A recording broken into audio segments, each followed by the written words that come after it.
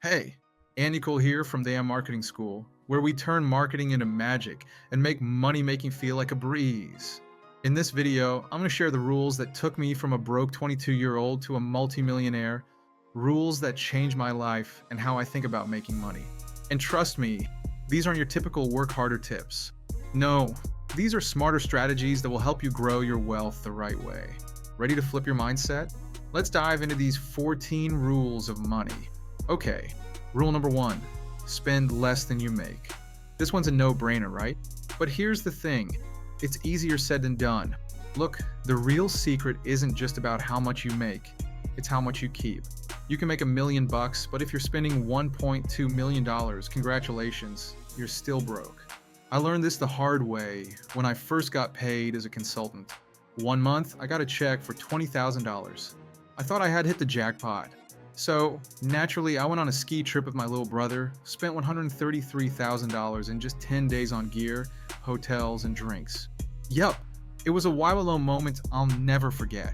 My dad pulled me aside and said, "It's not about how much you make, son, it's about how much you keep."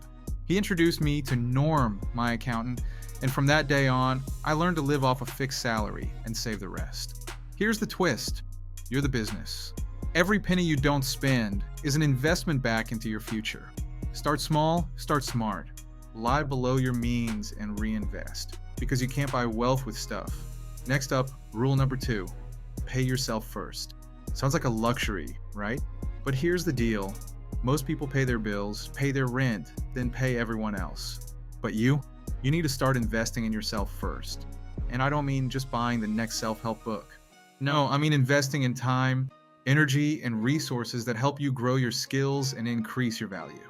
I had this friend, Brad, who was running a successful company but was so burned out that he was ready to sell. I asked him, why don't you just invest in yourself? Pay yourself more, outsource some of the daily stuff, and focus on what you really love about the business. Within months, Brad was healthier, happier, and get this, he doubled his business. He bought back his time and reinvested it in himself. Don't be the person too busy doing laundry to work on your dreams. Invest in yourself, your skills, your energy.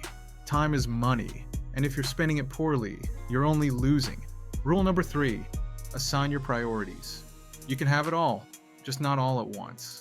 Oprah Winfrey said that, and man, she was spot on. So many people get distracted by shiny objects and try to do everything, and then they end up doing nothing well. I've been there.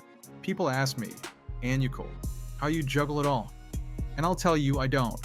I've focused on software, building businesses around tech, and investing in that space for 25 years. I didn't try to jump into real estate or go start a coffee shop. I stuck with what I knew and got better at it every day. Find your unfair advantage. Master your craft and go all in. If you're a designer, be the best designer. If you're a marketer, own marketing. Focus and get better until you're the tip of the spear in your industry. Rule number four, avoid the shiny object syndrome. Now, I know you've been tempted, I should start a YouTube channel, or maybe I should invest in real estate. And while those ideas might sound fun, here's the hard truth. If you don't have the expertise and focus to make them work, they'll cost you. Look, most of the time, people think they should diversify too early. I see people investing in stocks, crypto, and side hustles all at once, but they're not great at any of them. Focus on being great at one thing first. Do that well, and watch your success snowball. Find your niche, and own it. Remember, success in business is about mastery. Don't let distractions rob you of that focus. Rule number five, have a ripcord budget. This is your emergency parachute in case things go sideways.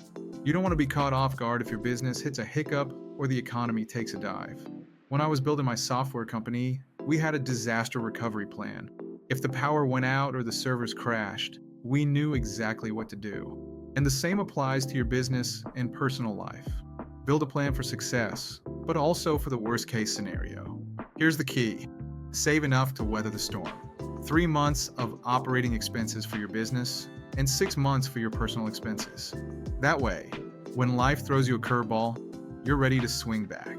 Rule number 6, give to get. I know, sounds counterintuitive, right?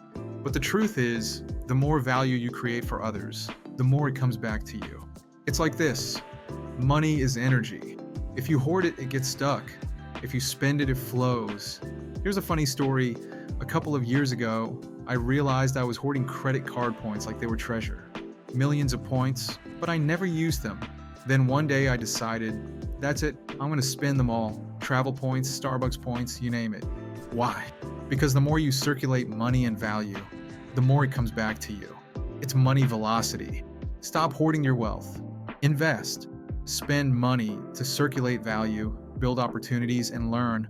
It's all about creating momentum.